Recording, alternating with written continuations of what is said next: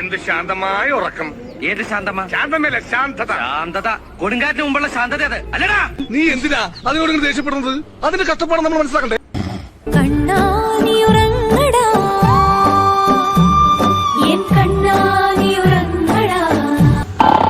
രതീഷ്, എഴുന്നേക്ക് രതീഷ്.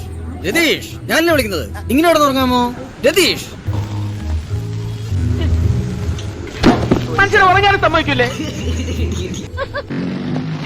ഒരു public nuisance ആകാം.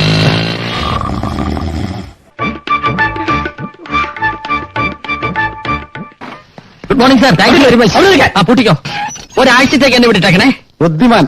അപ്പൊ വാടകയില്ലാതെ താമസിക്കാമെന്ന് കരുതിയല്ലേ? അയ്യോ സാർ, എന്നെ തെറ്റിദ്ധരിക്കരുത്. ഞാൻ മനെ വാടക തരാം. എന്നെ ഇവിടുന്ന് പുറത്തു വിടാതിരുന്നാൽ ഞാൻ മനെ കൈക്കൂലിയും തരാം. ഞാൻ ഇവിടെ മനസ്സമാനോട്ടൊന്ന് കിടന്നോട്ടെ.